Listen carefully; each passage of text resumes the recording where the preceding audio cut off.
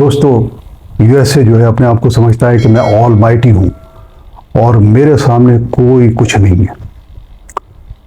लेकिन मुझे याद है कुछ अरसे पहले एक बहुत बड़ी सुपर पावर हुआ करती थी, उसका नाम था सोवियत यूनियन। जनाब आली वो यूएसए की टक्कर पे थी, उसके मुकाबले में थी और उसके पास क्या कुछ नहीं था। न्यूक्लियर सबमरीन और ballistic missile with nuclear war head. और दूसरी बात यह है कि सबसे बड़ी बात यह थी कि 7 समंदर दुनिया में और हर समंदर में सोवियत यूनियन के फ्लीट हुआ करते थे, जिसे बेड़े कहते हैं, बेड़े वो हुआ करते थे। और एक ज़माने में 60s में सोवियत यूनियन ने अपने जो मिसाइल थे, बैलिस्टिक मिसाइल, वो क्यूबा जो कि यूएसए के नज़दीक ही है, उसका पड़ोसी है, वहाँ पे नस्ब कर दिए थे। तो यूएसए की हालत ख़राब हो गई थी, बड़ी बुरी हालत हो गई थी। बहरहाल ये कि उसमें कंप्रोमाइज़ हुआ और ये चीज़ ख़त्म हुई थी।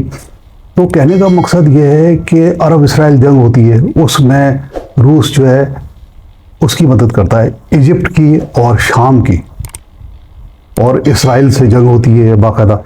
लेकिन मसला ये था कि जो अरब थे वो ज़रा टेक्निकल इतने साउंड नहीं थे और सही तरह से जो है जो वॉर मशीन है उनका यूज़ नहीं कर सके, जबकि इसराइल जो है टेक्नोलॉजी और साइंस में बहुत आगे था। तो उसकी वजह से अरबों को डिफीट हो गई थी। लेकिन बहरहाल सोवियत यूनियन ने उनका साथ दिया था। तो कहने का मकसद ये है कि आप उसका ब्लॉग देखें तो मुस्लिम ममालिक कितने थे, अज़रबैजान, चेचनिया, कज़ाकिस्तान, ताजिकिस्तान और अल्लाह भला करे अज़रबैजान, ऐसे ऐसे मुल्क जो है सोवियत यूनियन का पार्ट थे। और सबसे बड़ी बात यह है कि रूस जो है यूरोप का बहुत ही डेवलप्ड कंट्री था और साइंस और टेक्नोलॉजी बहुत आगे था। तो उसने अपनी जो भी टेक्नोलॉजी थी या साइंस थी उसको एक्सपोर्ट किया और अपना जो ब्लॉक था उसमें हर मुल्क में उनको फैज़याब किया।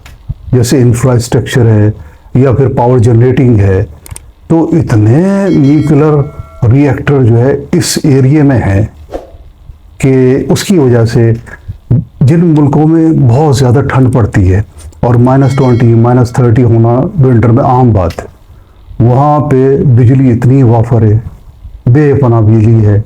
उसकी वजह क्या है? साइंस और टेक्नोलॉजी जो रूस की दी हुई है। तो रूस ने ये नहीं मतलब कि उनको लूटा, बल्कि उनको डेवलप भी किया।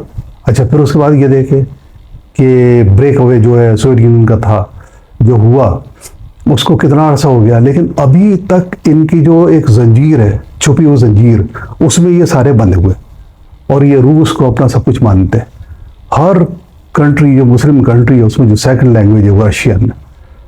तो आप ये देखें कि, और फिर दूसरी बात ये है कि सोवियत यूनियन के मुतालिक बहुत सारे जो है नामाकुल लोग ये कहते हैं कि हमने उसको ब्रेक अवे किया या उसको तोड़ा या पारा पारा किया।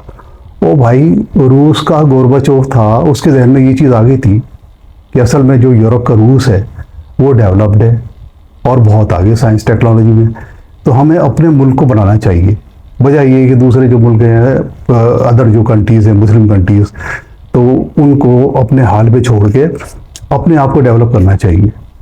तो उसकी वजह से ये सब कुछ हुआ। नहीं तो जब अफ़गानिस्तान की आप बात करते हैं कि उन्होंने जो है रूस को भगा दिया, मार मार के भगा दिया, जनाब जब आखिर वक्त तक रूस जो है कंधार पे, काबुल पे, हरात पे कब्जा किए हुआ था, तो उसकी पूरी आर्मी जो है बैठी हुई थी काबुल और कंधार वगैरह में, बड़े बड़े शहरों में। और जो लड़ाके थे वो पहाड़ों के गारों में छुपे हुए थे, कभी कभी निकल के जो है छापे मारा करते थे। तो आप जब इतने बड़े वॉरियर थे, आपने जब सोवियत यूनियन का आपने तबाही कर दी उसको, है ना, पारा पारा कर दिया, तो फिर आप ये करते हैं ना कि काबुल कब्जे में लेते, कंधार कब्जे में लेते, फिर उसके बाद आगे बढ़ते, अज़रबैजान जो आपके बॉर्डर पे है उसको भी कंट्रोल में लेते, कब्जे में लेते, ताजिकिस्तान जो आपके बॉर्डर पे है उस पर भी कब्जा कर लेते। लेकिन आपने तो अपने शहर भी कब्जे में नहीं लिए, उसमें भी रशियन बैठे हुए थे। तो ये क्लेम करना बिल्कुल बेबुनियाद है। और ये जंग जो है सिर्फ मवादात की जंग थी।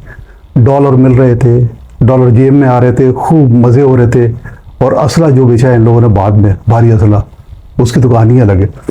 तो कहने का मकसद ये है कि आप ये ना कहें कि सोवियत यूनियन जो है हमारी वजह से जो है डिस्पर्स हुआ या भागा, उसकी अपनी वजह थी। और दूसरा ये है कि सोवियत यूनियन तो ख़त्म हो गया, लेकिन जो मुस्लिम कंट्रीज है आज भी फैज़याब हो रहे हैं उसकी टेक्नोलॉजी से, उसकी तरक्की से, उसके बनाए हुए इंफ्रास्ट्रक्चर से आज भी मज़े लूट रहे हैं। और फिर वो देखते हैं जब इन मुल्कों की हालत, जैसे मिसाल के तौर पर अफ़गानिस्तान या पाकिस्तान, तो फिर वो कान पकड़ कर तौबा करके कहते हैं कि हमारा ये ब्लॉक अच्छा है, हमें इसी में रहना है। और दुनिया में किसी की हिम्मत नहीं है कि आँख उठा के देख सके ताजिकिस्तान को भी, उज़्बेकिस्तान को भी, अज़रबैजान को, ये छोटे छोटे मुल्क हैं, और बड़े बड़े मुल्क जो है कज़ाकिस्तान, चेचनिया वगैरह, उनकी तरफ। तो बस ये है कि अब ये दुआ करनी चाहिए कि यूएसए की टक्कर पे, उसके मुकाबले में दूसरा कोई पहलवान खड़ा हो जाए, जैसे कि सोवियत यूनियन था। Thank you.